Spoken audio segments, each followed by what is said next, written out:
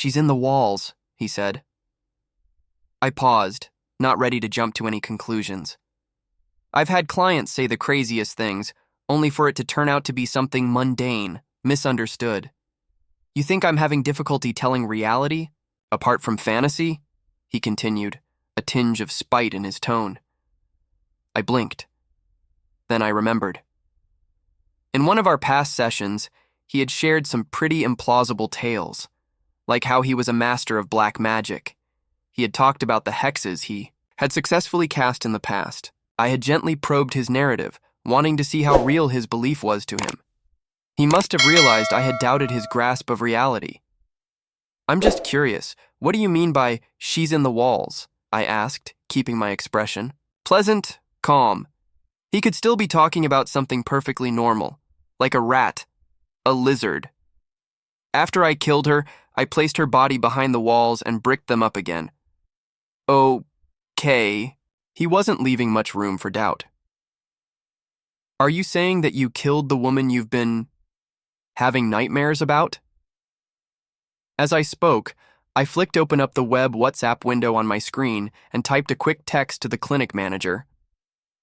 "Potentially dangerous client, stand by for emergency protocols." He nodded.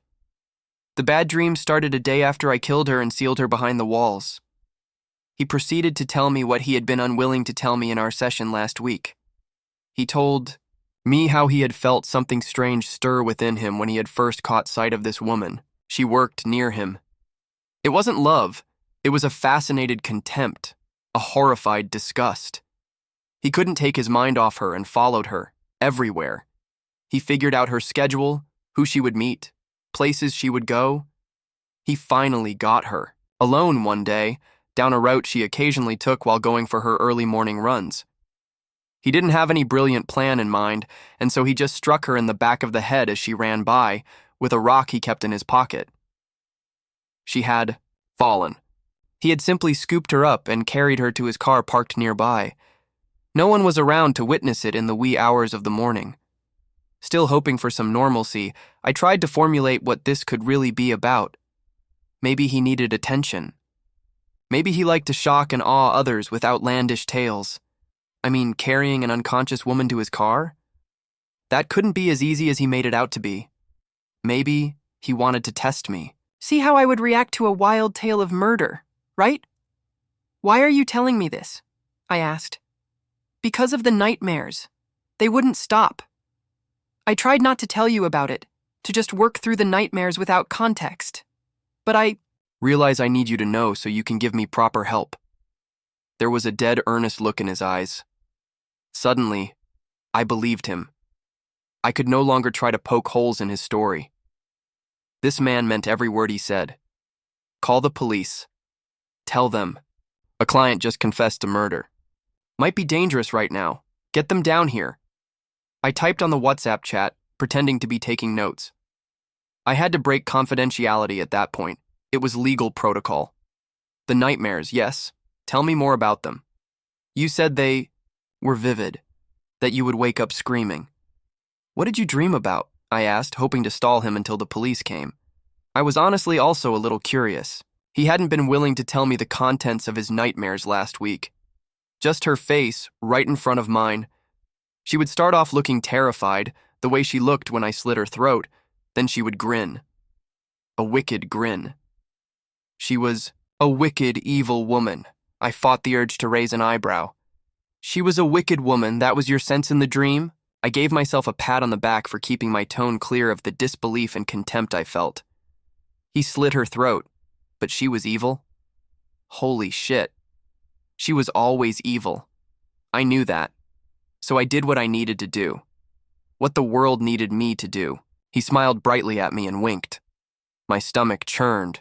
It was a knowing wink, like we had some shared secret. I kept quiet, and he went on with his tale. He told me about 5 minutes worth of the story before the police came. He said he knew she was evil from the dark aura he could see. He stalked her to make sure and saw the horrible things she did to others. She was condescending, manipulative, rude, and a bully. He spat the word bully like it singed his lips to say it. Despite myself, I noted his reaction down in my clinical notes. Flinched at the word bully. Has been bullied? He got rid of her, hid her body in the walls of some deserted building. He told me the building name. I knew it. I lived near it. I had watched dozens of stores open and shut down within months at that place. No one knew why business was so bad there. The location wasn't great, but it wasn't terrible either. But it was infamous for being bad luck for shop owners. It was in the process of being sold to a new owner for redevelopment. But I hear her now, he said, fear flickering in his eyes. When I lie awake late at night, she scratches at my walls. I know she's not in there. I know where she lies, but the scratching, it wouldn't stop. The door opened then, and 2 police officers stepped in. I was relieved that they had the sense not to sound the sirens or kick up a fuss before entering the room. I had been worried that my client would be triggered once alerted to the police's arrival. I didn't want him to hold me hostage or something. They cuffed him and took him away. He turned to face me right before they let him out the door. There was a look of calm and satisfaction on his face, like he had expected me to call the police, like he knew what would happen, and as if he wasn't afraid of the consequences. Once again, he smiled. My insides curled.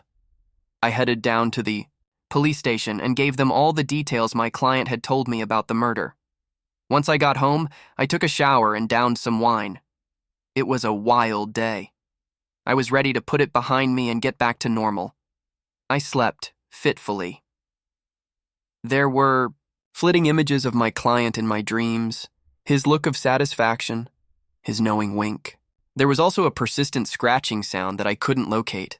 The next day, awake but in a fog, I was called back to the station. How did you know Anita, not the real name, was the first question I was asked. My brows furrowed. I knew only one Anita. Why were they asking about my crazy ex-boss? She was my employer for a short while, I responded. I worked for her a few years back for less than a year. Did you part on bad terms? I bit my lip. Why was the investigator asking about this out of the blue? There was a sinking sensation in my gut. Yes, she was difficult to work for. When I quit, she blew her top, threatened me. Why are you asking about her? I had a terrible feeling I knew the answer. Did you kill Anita? My mouth went dry. I stared at him in disbelief, but his face was an impassive mask. No? No. Shit. The woman in the walls. Then how did you know the location of her body? I gaped at him. The woman he killed. It was Anita, wasn't it? He's saying he has no idea what you're talking about, that you hypnotized him last session. Did something to his mind. He's been having nightmares ever since. The fuck? I stared at the officer, mouth open. Hey, right now, he said. You said. We're just trying to figure things out. But I've got to say, that man has no connection to Anita at all. No one spotted him near her, not even a text, a phone call, nothing. You, on the other hand, he sighed. You worked for her. You were open about your dislike for her. We saw some of your posts on social media, subtle, vague, but quite clearly targeted at her. Posts? Social media? I hated Anita, sure, but posting about her? I didn't have that kind of guts. She was a terrifying, cunning bitch. She had considerable influence in our industry. She could make life pretty tough for me, as she had made it for many others. I had no wish to invite further backlash. The officer pulled out his phone, tapped on it for a bit, then showed it to me. Posts. From a social media account with my name on it, even my face. But it wasn't my account. I told the officer so. This account has been active for the past 2 years, he said. For 2 years, it has been posting intermittently under your identity, and you've never been informed or aware about it? I grabbed his phone again and looked at the account more closely. It has 43 followers. Come on. And I bet none of them are my friends. How could I have found out about it? It's not like I obsessively Google my name or something. The officer took his phone back. He remained expressionless. The next 2 hours of interrogation were brutal. I told him in minute detail all that I could remember about my employment under Anita, the fallout, The following months of insults and her attempts to blackball me. How her attempts failed, because by then, many in the industry knew her reputation. Even admitted to going for therapy sessions to deal with the trauma from it all. He said he might subpoena my therapist for clinical notes, but whatever. I didn't say anything crazy during those therapy sessions. I couldn't exactly be completely open and honest in sessions with fellow therapists after all. We might still, one day, cross paths in our work. My could-have-been alibi, the doorbell camera, just so happened to be disconnected on the night she was murdered. I hadn't even noticed. I only checked the footage whenever something cropped up, like this investigation. I had gone to the park nearby for a walk that night, when I was supposedly murdering Anita. I told the police, and they went around the neighborhood looking for surveillance footage from shops, car dash cams, and witnesses who may have seen me. But there was nothing.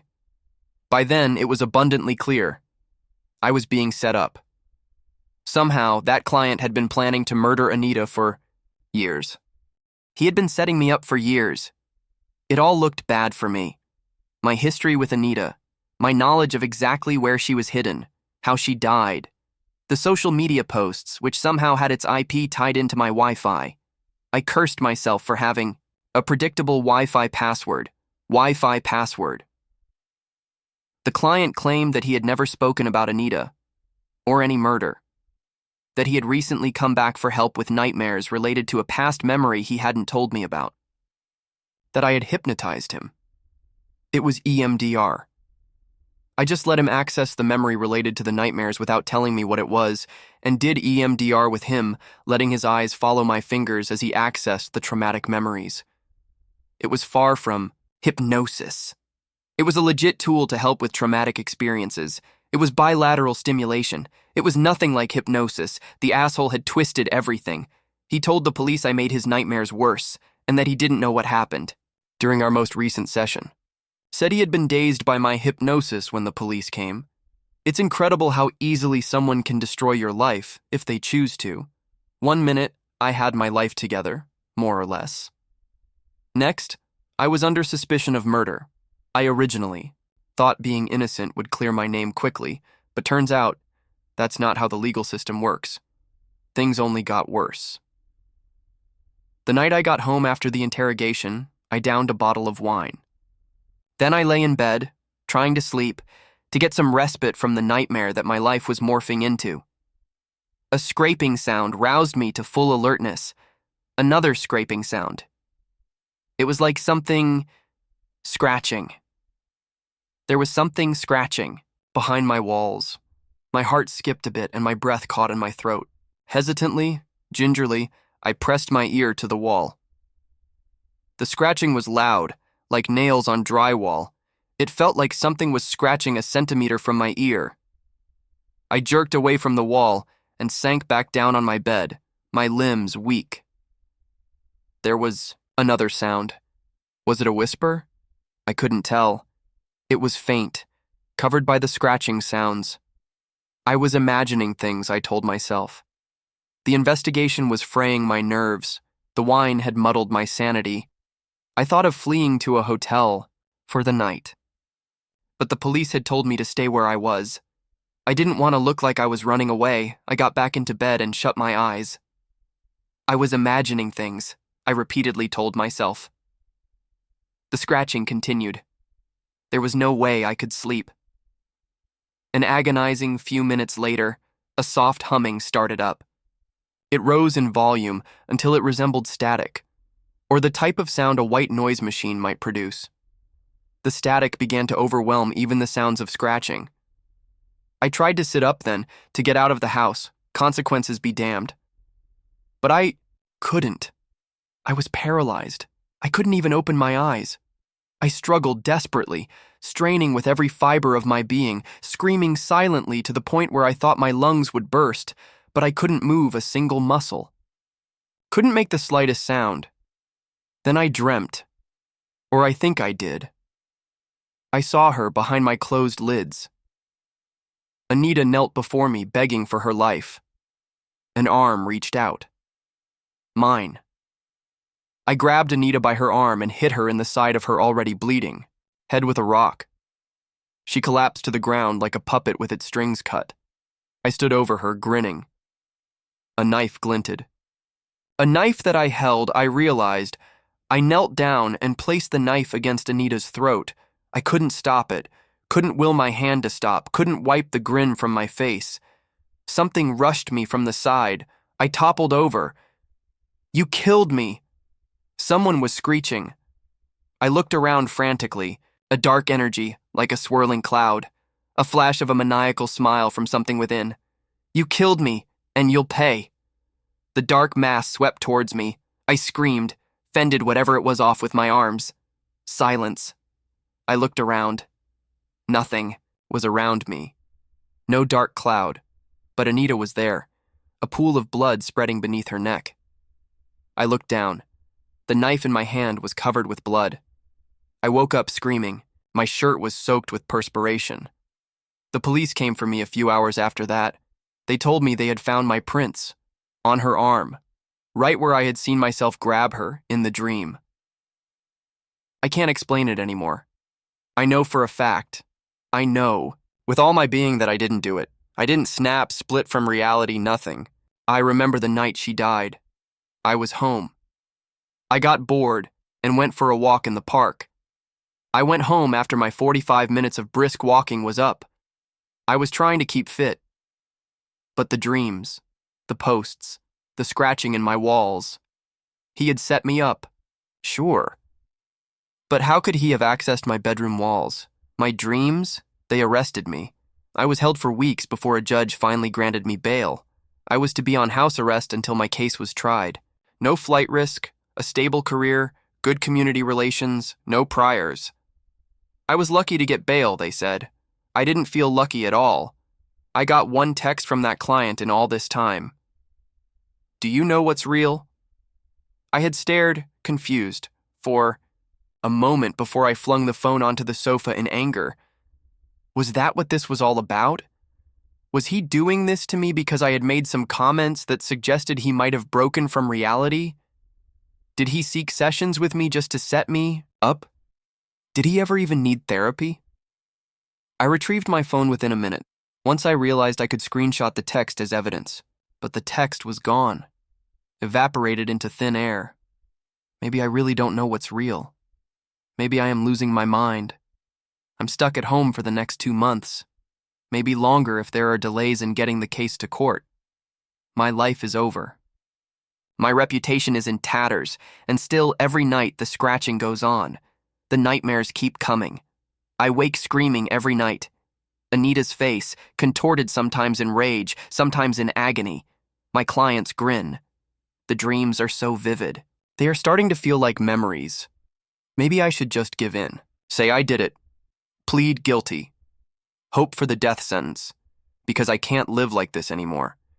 Enjoy another amazing story. I'm writing this from prison. 2 weeks ago, I beat a man to death. It was broad daylight. There were plenty of witnesses. The gas station cameras caught everything. I see no reason to deny what happened. What was his crime? He made fun of my scars. When I confronted him, he threw a slushie at me. In response, I beat his face to a bloody pulp with my fists. Did he deserve it? Probably not. Didn't know the guy. Was it a crime of passion? In theory, yes. The whole situation, however, is a bit more complicated. I didn't come here to ask for forgiveness. Lord knows I'll probably get the injection. I've only come to this dark corner of the internet to explain myself. As I said, the events of that afternoon are complicated. Before I moved to Florida, I used to work in private security. The sort of private security that you're not meant to blab about, even if you know the end is near. For simplicity's sake, let's say I was a security contractor at a research facility in Antarctica. You know it's big and cold out there, but I'm pretty sure you don't know the extent of either of those adjectives. The facility which we were protecting was a far cry away from any hint of civilization. This was by design. That was by design. You don't set up shop in a frozen hellscape if you expect regular press conferences. Routine patrols around the vicinity of the lab would be conducted to ensure that no one was trying to get a peek, but the weather mainly kept those expeditions to the immediate surroundings. I went on nearly 100 of these security checks, and we never saw anything remotely suggesting human presence. All the guys would complain about the freezing temperatures and shit food, but that's just proper etiquette. You need to make conversation about something, and in the frozen wastes, there isn't a lot of inspiration floating around. In truth, the job was easy. We'd gear up, trudge through the snow, and then spent most of our days drinking, complaining, and playing cards. In the late 2010s, the brass was cooking up something special. They wanted to be certain that there was no one anywhere near the facility that could spy on the research. There was the usual round of patrols around the direct perimeter of the base, but the bosses wanted us to check further. They wanted a team to go patrol an area that no one's been to for a solid 2 decades. Usually, for an expedition that remote, we would take a team of at least 7 people. The money from the trip would get split between the whole crew, and the paycheck would look no different than any other patrol. If the team was to be considerably smaller, however, the payday would be worth the freeze. It might be the guilt that's giving me selective memory, but I don't think it was my idea to run a skeleton crew. Regardless of who dreamed it up, it happened. We ran a team of 3, not including the Estonian that was in charge of the icebreaker. I knew the 2 others well, but we never spoke about family. I still don't know how much their kin know, and I'd hate for them to find out through me, so let's just call my 2 fellow travelers Red and Silver. Silver led the expedition. He'd been at the base years before I arrived and never spoke much, didn't even know where he was from. Had the strangest accent that would bounce around all corners of the globe. All I knew of the man was that he enjoyed cigars and had spent 2 decades in the military of whatever mysterious place he had come from.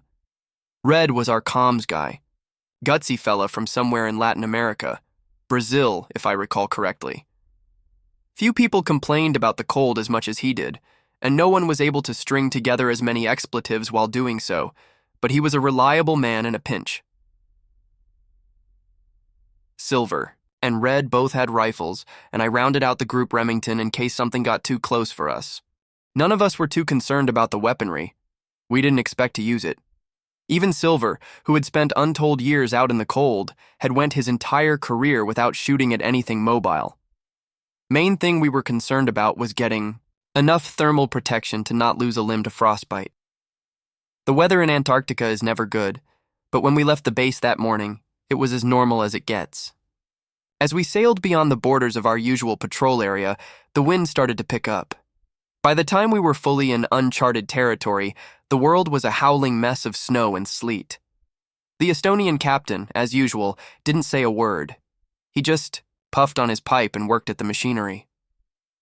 The man was silent, but even in his stoic face I could see a twitch of anxiety. Silver, Red, and me weren't in particularly good spirits either. When the storm picked up, Red's comms started to struggle. When the true force of the tempest descended upon us, they went completely dead. For a couple hours, the storm beat down on the icebreaker. The ship swayed from side to side, and at times it seemed like we might actually capsize. Everyone kept their composure, but you could cut the tension in the cabin with a butter knife. When the skies finally cleared around noon, we all breathed a sigh of relief. In the calm waters, Red kept us occupied with tasteless jokes about the Titanic. Despite the storm, we were making the trip in good time. Nothing of note had appeared during the journey, and there was little land left to cover before we'd turn around and head back to base. Just as we started to consider the expedition finished, however, the Estonians summoned us to the viewing deck. There was something in the distance, a structure of dark metal which stood out in the white snow like a nun at a rave. Once we crossed the distance, the black metal took shape into a walkway. Off in the middle of nowhere, in a corner of the globe where one can't survive without millions of dollars worth of equipment, sat a dock. I'm not one for architecture, but Silver, called the Dock Gothic. All across the structure there were imposing spires which reached up towards the sky like crooked black fingers, and the pathway itself was made up of a jagged, unfriendly metal tile. Even though the skies were clear, Red's comms were still dead. There was no way for the team to call our findings in. Silver insisted that we immediately return back to base, tell the brass, and send a better-equipped team to investigate. Red, being his usual reckless self, said we should at least see what's on the other end of the dock. The Estonian stayed silent, as he tended to do. I was the deciding vote. The mysterious pathway in the middle of the frozen wasteland didn't inspire any confidence, but my mind was quick to extrapolate what would happen if we returned back to base. The three of us would be told to rest. Another, bigger expedition would be sent in our stead. We would be paid out for a regular shift. It's the backup team that would get the bonus. I wish I could say that it was Red who convinced me to continue with the patrol. That would lay the blame for what was to happen solely on his shoulders. Yet, lying to you, or myself for that matter, doesn't do anyone any good. I pushed for us to continue at my own behest. I convinced Silver to get off the icebreaker and onto the dark metal, not because I thought it was safe to do so. I convinced him because I had debts back home. The jagged footpath led us away from the ship and around a massive mountain of ice. On the other side of the frozen wall, the black metal connected up to a domed structure. The building, much like the path that led to it, was covered in spiky ornaments that reached out towards the heavens. As we approached the entrance of the structure, Silver once again suggested that we call in backup. Seeing the unexplainable building in the middle of nowhere filled me with a fair amount of unease, but by then I was already committed to getting my paycheck. The entry into the dome was tight with low ceilings. The bone-chilling cold of the outside world had seeped into the metal of the passageway. Although we were safe from the biting Antarctic wind, a frigid unease radiated from the black metal that surrounded us. At the end of the passage, the ceilings rose into a sort of lobby. The walls were covered by strange shapes that collapsed in on themselves in a show of eerie decor. At the center of the chamber stood a terrible statue, a bearded man with long hair made of black metal. The figure was covered in veiny muscle and wore a lab coat which barely covered its bulging form. There was a terrible scowl on the metal scientist's face, which implied a soul filled with rage and void of mercy. The statue towered above us, like a monument to some cruel dead god. "Kneel before your professor," read the inscription beneath the statue. Silver once again voiced his discomfort. I was willing to argue with him as we approached the strange structure, but seeing the statue made me partial to a retreat as well. There was something in that cruel face, in the discomforting shape of the chamber around us, that filled me with dread. Even though we were all armed with well-tested weaponry, I felt patently unsafe. Just as I was about to agree with Silver's suggestion of retreat, however, Red took initiative and ventured past the dark lobby of the structure. Cursing the young man's impatience, Silver and I followed. The metal dome rose above us and the floor gave way to pure ice. We were standing at the edge of a sort of arena the size of a football pitch. The ground was uneven and pocked with signs of impact and battle, yet the shape and size of the structure quickly became irrelevant. What captured our attention and filled my heart with another wave of discomfort was the frozen creature at the far end of the arena. A hippopotamus made of ice. I've only seen them in zoos when I was a child, but the creature was unmistakable. Its body was fully made of frozen crystal, yet beyond its frozen skin sat dark blue clumps reminiscent of organs. The ice hippo's body was only halfway out of the ground, as if it had been frozen in place. Though the creature was immobile, its massive translucent maw looked as if it could crush anything that was placed inside it. Silver and I demanded caution, yet Red would hear none of it. Immediately, he rushed over to the ice hippo to investigate. He laughed and made jokes and tapped against the creature's dull teeth. He was deaf to all our warnings. The ice hippo was a curiosity to him. He thought it a frozen sculpture. Silver saw it before I did. He raised his rifle and screamed at Red to back up, but by the time the words left his mouth, it was already too late. The clumps of dark blue in the ice hippo's skull started to pulsate with life. As if woken from hibernation, the crystalline beast started to move. Red pulled back when the creature's maw started to shift. Silver even managed to squeeze off a couple shots at the monstrosity's indigo brain. Yet it was too late. With sickening speed, the ice hippo launched from the frozen ground and leaped at Red. It caught his arm in its dull teeth, crushing the limb in the process. Like a rabid dog killing fowl, the monstrosity whipped Red back and forth.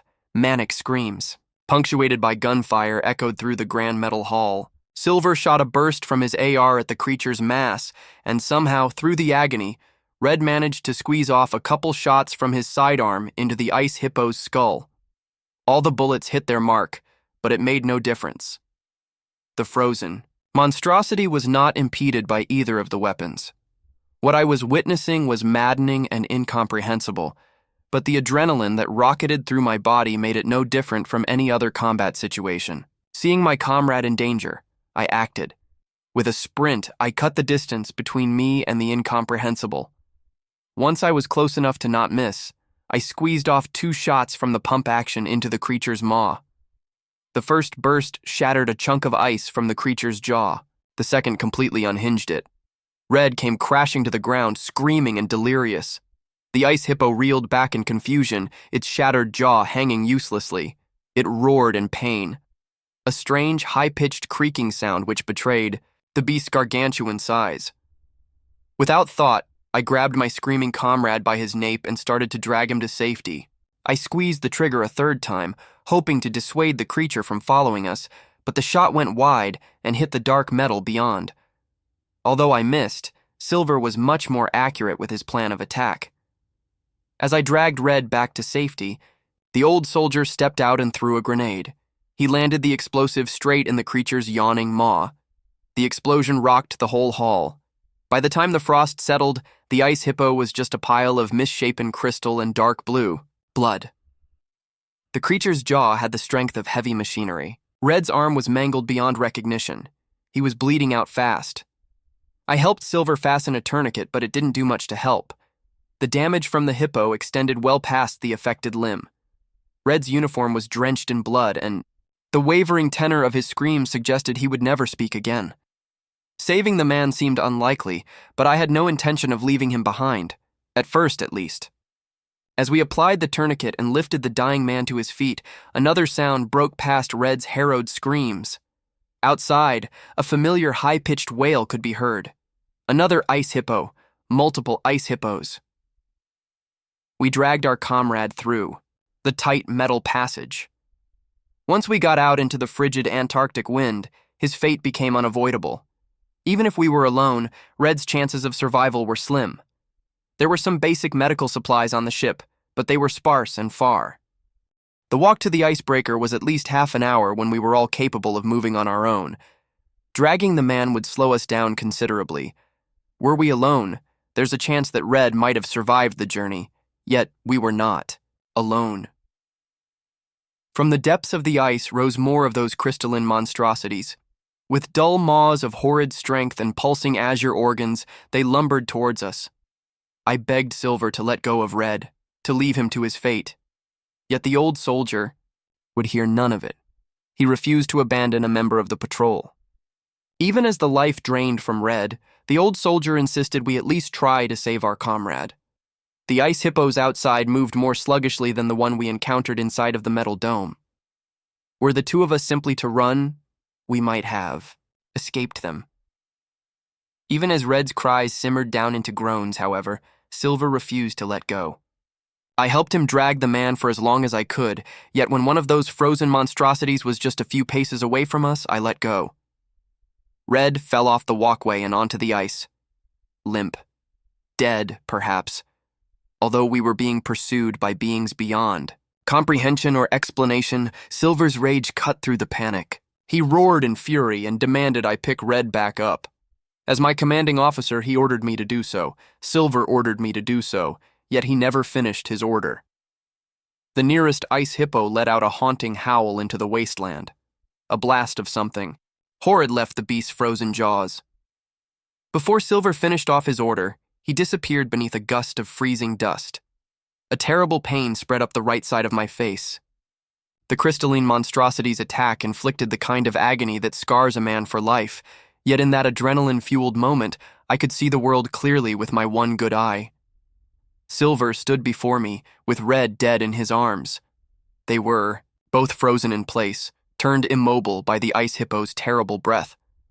For a mere moment, I could see my old comrade's eye twitch.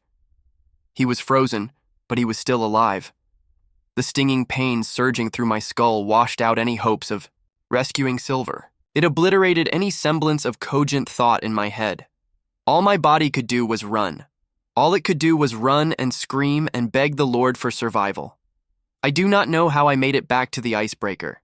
I do not know what I said to the Estonian. captain, or to the brass back at base. I recall little from the moment I started to sprint back to the ship. All I know is that I spent about a week in treatment at the research base and was then sent off back to civilization to receive proper medical care. I spent months in Europe at a facility connected to my employers. The surgeons did their best to salvage the parts of my face that wasn't lost to frostbite. The officers questioned me over and over to try to bring some semblance of an explanation to what had happened. The shrinks did their best to bring a shred of calm to my soul. I spent months in recovery, yet by the time I was deemed fit to re-enter the civilized world, I felt no better for it. With a sizable payout for my service in silence, I packed up what little of my life I had and settled in Florida. I never wanted to feel cold again. I wanted to get as far away from any semblance of ice or frost and never have to think about what I had witnessed.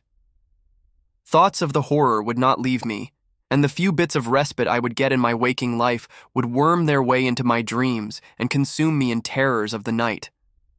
I drank and I smoked and harmed my body in many other ways in attempts to forget what I saw in that terrible black dome. With enough intoxicants, the memories would become distant, but they would never truly leave.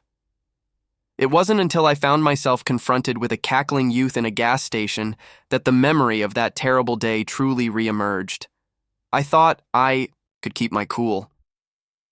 I thought I would just smack the kid around and teach him some respect. The moment he threw his slushie at me, however, control over my body left me.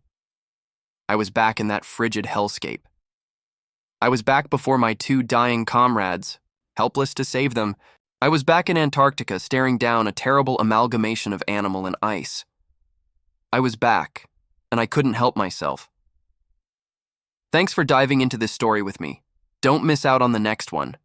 Hit that subscribe button, give this video a big thumbs up, and drop a comment below with your thoughts. I'd love to hear what you think.